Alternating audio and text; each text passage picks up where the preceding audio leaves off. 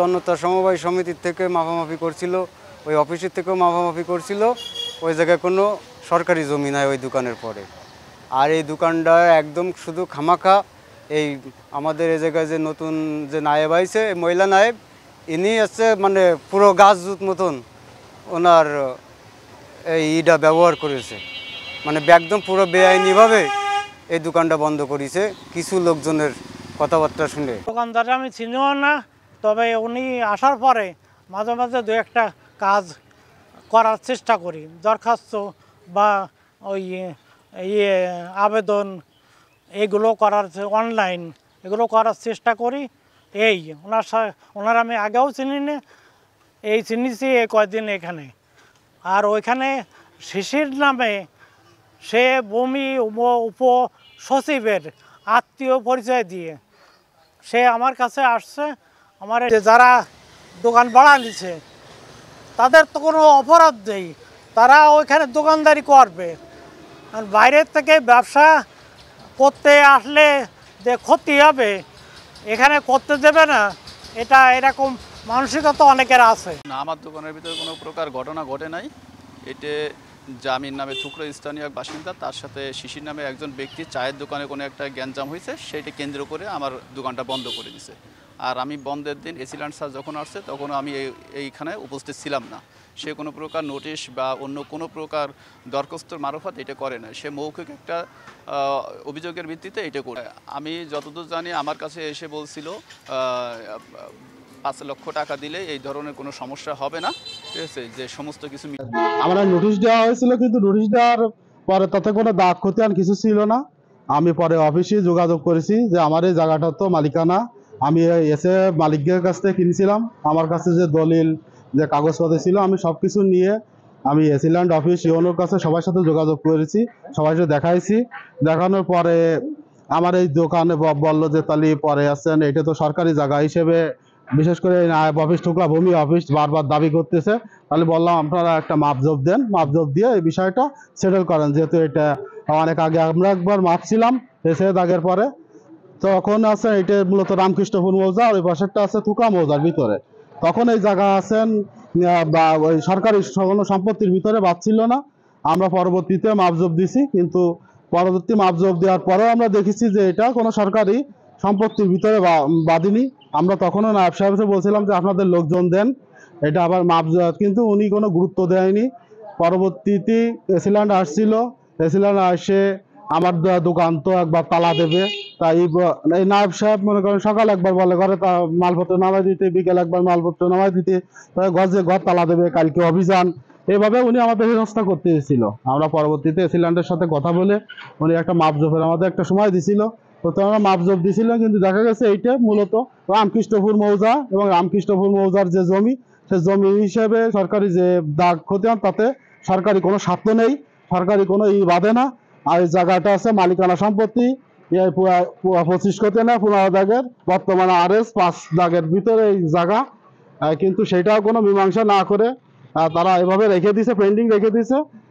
পরবর্তীতে আমাদের বললো এসিল্যান্ড আইছিল, এসিল্যান্ড এসে বলছিল যে আপনার জায়গা নিয়ে তো আমাদের কোনো সমস্যা নেই আপাতত, কিন্তু দোকানটা তালা দেবো এই জন্যই যে দোকানের যে ভাড়াটিয়া আছে সে ভাড়াটিয়ার সাথে সমস্যা। আমি বললাম কি সমস্যা? এসিল্যান্ডে তখন নায়েব সাহেব তাকে বিভিন্ন আসছেন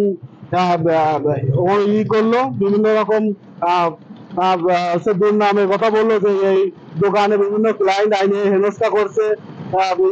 আমি এসিল্যান্ডে বারবার বলছিলাম যে যদি এই দোকানের ভিতরে কোনো অকারেন্স ঘটে থাকে, কোনো ক্লায়েন্ট এসে হেনস্থা করে থাকে, আপনি এই দোকানে সিসিটিভি আছে, সাউন্ড বোর্ড সব আছে, আপনি এটা একটু বারবার দেখেন, তারপরে যদি তারা দায়ী হয় আমি তাদের বিরুদ্ধে ব্যবস্থা নিব, আমার ভাড়াটি আমি নামাই দিব আমি।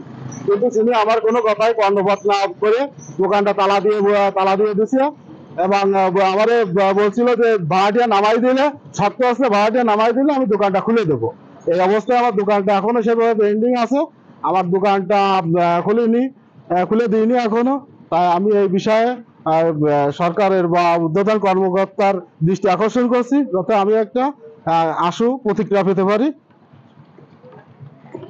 দোকানটা প্রথমে আছেন এই নোটিশ পাঠাইছিল, তারপরে বিভিন্ন মাধ্যমে বিভিন্ন ব্যক্তিবর্গ আমার কাছে বিভিন্ন অর্থ বা অর্থনৈতিক ইসের জন্য বিভিন্ন প্রস্তাব আইছে, কিন্তু আমি সেসব বিষয়ে কোনো কর্ণপাত করিনি। যেহেতু আমি আমার জায়গায় আমি লিগাল আছি, আমার জায়গা আমি এসে মালিকের কাছ থেকে কিনছি এবং তার কাগজপত্র আমার কাছে ছিল, এই জন্য আমি এই বিষয়ে যে যাই বলছে আমি কোনো কর্ণপাত করিনি। আমি আমার মতো কাজ করছি এবং এই বিষয়ে আমি একটা দেওয়ানি মামলাও করেছি এবং দেওয়ানি মামলা 240 বা 25 নাম্বার মামলা এবং এর নোটিশও এসিল্যান্ড অফিস এবং ভূমি অফিসে সব জায়গায় পৌঁছে গেছে, আমার কাছে পাইছে। সে মামলার সামনের ডেট আমি চিরস্থায়ী নিষেধাজ্ঞা করেছিলাম, কিন্তু সবকিছু জানার পরেও আমি কেন জানি না যে এসিল্যান্ড সাহেব সাং উপস্থিত থেকে ভূমি অফিসের আছেন নায়েবের, বর্তমান নায়েবের কথা শুনে ঘরটা তালা দিয়ে দিছে। আমি এই বিষয়ে আসলে ভালো কিছু বলতে পারবো না, তবে যে কোনো একটা স্বার্থ সংশ্লিষ্ট যে কোনো একটা বিষয় হয়তো ভিতরমুখী কোনো সমস্যা হয়েছে, এই জন্য আমার পরে এত ক্ষোভ। আমার সাথে ব্যক্তিগত তার সাথে আমার এখনো কোনো সাক্ষাৎ হয়নি, সে যখন ডাকতে চাইছে আমি সে অফিসেও কোন সময় যাই না, কারণ আমার কোনো কাজের প্রয়োজনীয়তা আমি যাই না, আর আমি আমার ব্যক্তিগত কাজ ছাড়া আমি তো যাওয়ার প্রশ্নই আসে। তারপর সে সাজা কি বলতে জানি না, পৃথিবী তাকে মতো তারা গেল এর ভিতরে এসিলেন সারা আসলি হইলে কথা কাটাকাটি বহু সময় হয়েছে। হওয়ার পরে এক পর্যায়ে নিজেই গিয়ে দিয়ে গেছে, দিয়ে গেলি বলে তো হে জামির সাহেব যেন আমাদের সঙ্গে দেখা করে, এই কইয়া ফিরিয়া গেলে ওই পর্যন্ত যাওয়ার সাথে অনুযায়ী আমি তালা মারাইল, এইলো ওই নাইট মারাইল। কারণ সারা একটা অধিক পাওয়ার আছে মাঝে দিয়ে যাতে পারে ওই সেই কেটে তালা মারা হয়েছে। এমন কোনো কিছু পাইনি তো আমি, আর এলাকার এমন তো কেউ কিছু বলতে পারবে না। তাহলে দোকানটা তালা মারলো কিভাবে? তারা কি জন্য মারছেন কি করে বলবো আমরা, বলেন? কারণ তারা সরকারি লোক, তারা একটা সামারি পাওয়ার আছে, তারা যে কোনো মুহূর্তে একটা কিছু করতে পারে, সেইটা দেয় সেই। আমার নাম গাজী নাসিরউদ্দিন রাঙ্গা, আমার গ্রাম থেকে গাজীপাড়া। বিউটিশিয়ানে কাজ করে খাই আমি, টুকটাক কাজ করি আর কি। নায়েব সাহেব আমাকে বললো যে তুমি বিউটিশিয়ানে কাজ করো ভাই, কত করে দাও? আমি বললাম আমি 500 টাকা করে দিই স্যার। তো বলো না, তুমি 600 টাকা করে দিবা, তুমি কাজ যা আছে সব সালিমার কাছে দিয়ে দিবা, আর কোনো জায়গায় দিতে হবে না, সব দালাল আছে ভিতরে, আমরা একটু কাজ কাম করে খাই, ওরা বলে আমাকে দালাল। কি কই অমুক দোকান টাকা দিয়ে যাও, অমুক দোকানে কাজ করে যাও, এইভাবে আমাদের দালাল হয়। কি কইছি বুঝা গেছে? আমাদের টাকা না দিলে আমাদের কাজ হবে না। ভালো যদি লিগাল কাজ আমাদের করে দেবে না, না করলে করবে না, তাই বলে যে আমরা দালাল হবো, ওগুলো তো ঠিক না।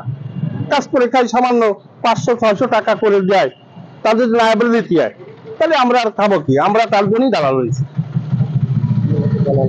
মূলত দালাল কারা? অফিস স্টাফ দালাল, অফিস স্টাফ তারা দালাল করে। এই টাকা না দিলে কেস পাবো না, বড় কেস হলেই বড় টাকা দিতে হবে। 600 টাকা 500 টাকা কেস হবে না, একটা কেস বড় কেস হয় 2000, 2200, 24,000, 25,000 লাইস হবে না। এই অফিসের স্টাফ যে ভূমি অফিসে দোকানটায় কাজ করা হয়, এই কাজ করে এই দোকানে কোনো কাজ করে না। এই সন্দীপ বা জামির এরা আমরা বাইরের থেকে কাজ করে সবকিছু অফিসে, ওই অফিসে কোনো কাজ আমরা করি না, এই দোকানের ভিতরে কোনো কাজ করি না। মূলত আমাদের কোনো একজন উপসচিবের মামা ভাইগনা এরকম সম্পর্ক মেবি, তাকে দোকানে এখানে আসছিল জমি দেখতে, জমি আসলে কে কিনবে তার আত্মীয়, জমিটা ঠিক আছে কিনা। তো উনি আমাকে একটা রেফারেন্স দিছে যে আমার ভাইগনা না মামা, ভাইগনা উপসচিব লিঙ্কন বিশ্বাস স্যারের ভাইগনা না মামা হয়। একজন সাংবাদিক নাম জামির, ওনাকে আমি শুনছি, উনি আসছে 2-1 দিন। জামির ওনাকে চিনি, একটু বয়স্ক লোক।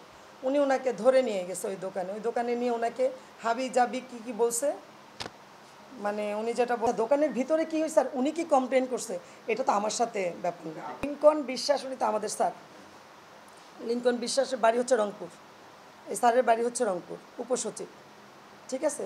ওই স্যারের সাথে শিশিরবাবু যখন পরিচয় দিছে, নাম্বার দিয়ে শিশিরবাবু আমাকে কথা বলাই দিছে। মানে ইউনো স্যার যখন এখানে লোক পাঠায়, ওই এডিসি স্যার কি বললেন উপসচিব, ওনার সাথে আমার ফোনে একবার কথা হয়েছে যে আমার হয় কি মামা হয়, মামা ভাইগনা গুলাই ফেলি, মামা স্বাভাবিক, মাত্র কিছুদিন আগের ঘটনা। তো বিষয় হচ্ছে যে এইখানে যে দোকান, এইখানে যে সিলগালা, টোটাল আমার প্রশাসনিক ব্যাপার, ওইখানে আসলেই নেওয়া হয়, লোকজনকে ডেকে নেওয়া হয় এবং তাদেরকে বলা হয় কাজ এখানে দিবেন, কাজ এখানে দিবেন। এই অফিস আমাদের কথা ছাড়া কাজ করে না। এই ওই যে ওখান থেকে যে কাজগুলো নেওয়া হয়, ওরা কি আসলে কাজ করে দিতে পারে? সেই ক্ষমতা কি ওদের আছে? না, তা তো থাকার কথা না। তাহলে আইডিটা তো আমার কাছে। তাহলে তো ওইটা তো সম্ভব না। জানি না, বাকিটা জানি না। ওরা যেটা ব্যবসা করছে নিরসনের জন্য আমি প্রেসিডেন্ট সাহেবকে পাঠিয়েছিলাম টুকরাতে, এবং সেখানে তারা একটি দোকান সিলগালা করেছেন মর্মে আমি জেনেছি। তো সেখানে কোনো ধরনের অনিয়ম এবং কোনো ধরনের অন্যায় যেন কারো প্রতি না হয়, সেই বিষয়টি আপনারা যেহেতু বলেছেন আমি খতিয়ে দেখব, এবং যদি সেখানে কোনো আইনানুগ পদক্ষেপ নেওয়ার দরকার হয় সেটিও আমি দেখব। যেহেতু বিষয়টা আমাকে জানালেন, আমি এই বিষয়ে বিস্তারিত খোঁজখবর নিয়ে যেটা করণীয় আমি সেটাই